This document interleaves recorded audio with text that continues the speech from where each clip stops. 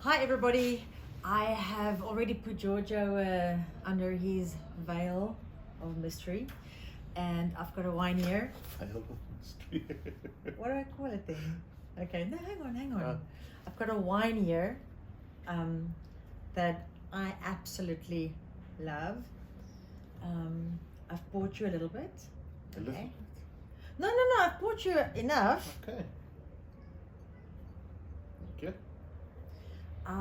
And you know, in the olden days when we started out doing these videos, just Was I born yesterday? You're gonna serve Just- wine in a goblet.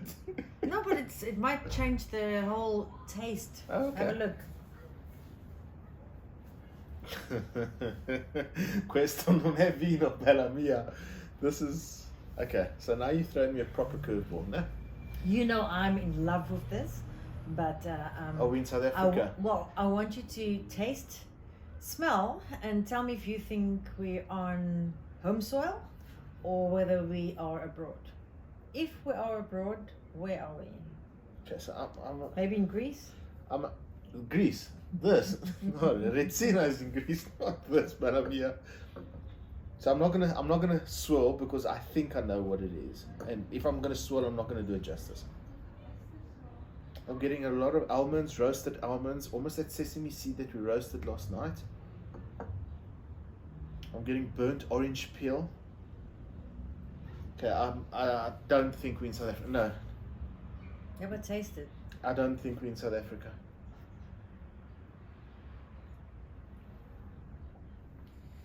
Jesus. No. I'm thinking. Obviously, it's a spirit. So gentle, so elegant on the palate. I'm going. Sam, I could be so wrong over here. I'm going cognac. I'm going. Spot on. Is it cognac? Spot on. What do you tell? Spot on.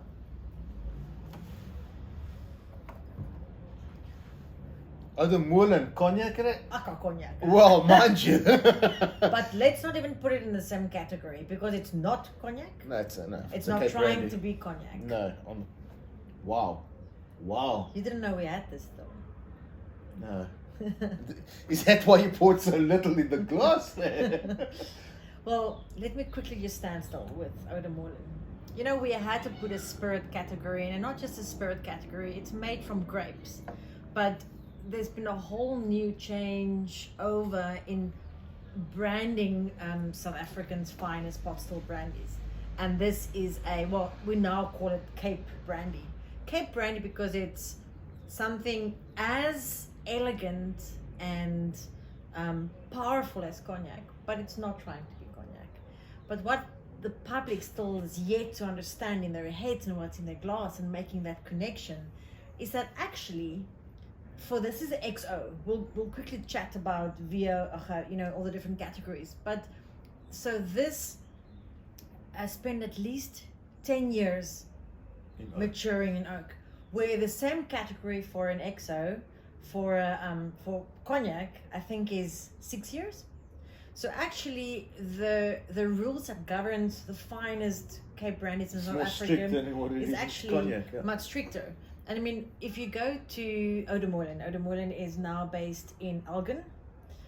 They weren't always there, but I mean, it's also a place.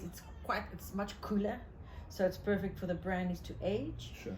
And then they've got a VS, very special. It's a younger brandy. It may be a bit more, I won't say affordable, but a good stepping stone for the beginner brandy drinker that's coming over from a blended brandy. But never a blend. A VS won't be a blend.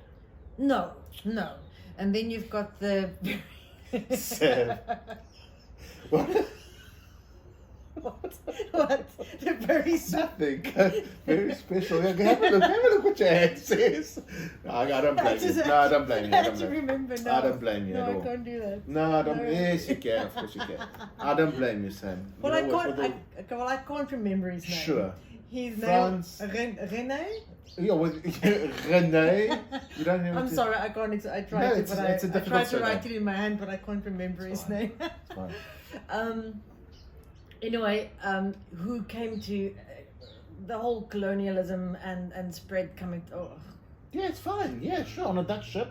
You've now completely threw me No, but because I had the name written on my. It's a difficult surname, but let's not concentrate too much on this one. Okay. Although a lot is good. Anyway, the second one is the very special Old Pale, Sure. VSOP brand, Sure. and then you've got the XO. yeah, which is the extra old. That Correct. spent 10 years in barrel. Come, do you have an idea on the price? Sorry, just if you don't, but if you do have an idea. I think it's a notch over 1,000 rand. Okay. But remember, you've sitting on your stock for quite some time and really letting Sure. time take its time to carve this into what it has become today. Absolutely. And they've got these 3 different styles of brandies, Cape Brandies. And when you go to Oude Molen and you look at these beautiful, like, big old copper stalls and old Bertha. Big Bertha. Big Bertha. Old Bertha. And they were named after artillery. But what's what's amazing, and I find it Oude Molen, is the fact that the introduction to somebody that doesn't know brandy is amazing. They put a lot of emphasis in that, and it's just a matter of changing the mindset of the average South African of brandy.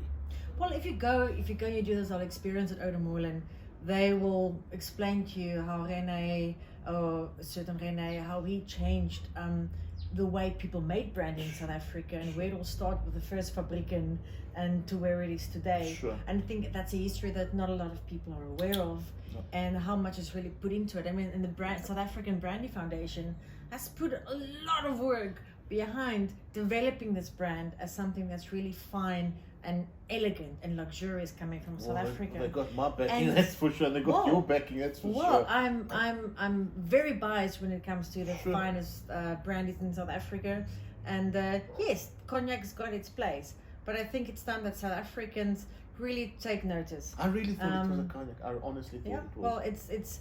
And I think the reason why I think it's Cognac, because I mean the spirit and it's so gentle. There's nothing harsh or offensive or No, not at all. Not at all.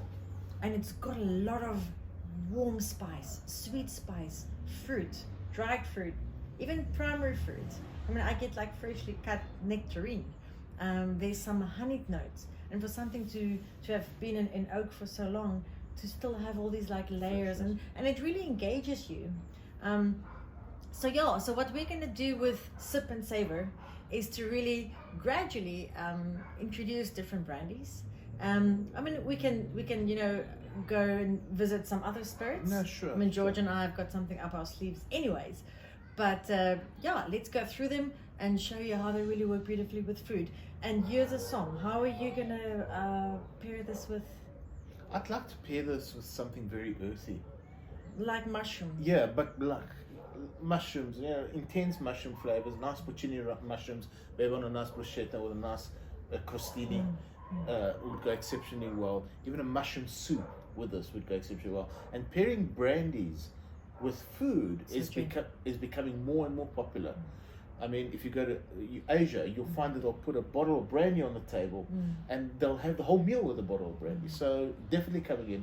Like I said earlier, it's got my backing, I'm sure it's got your backing, and let's put brandy back on the map where it should be, especially in South Africa. Well, we're pairing this with a baked camembert, a baked brie.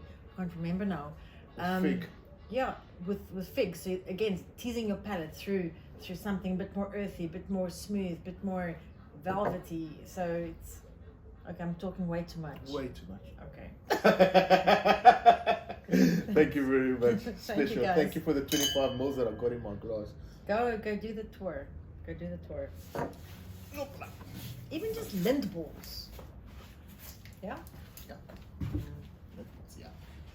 They do a chocolate pairing.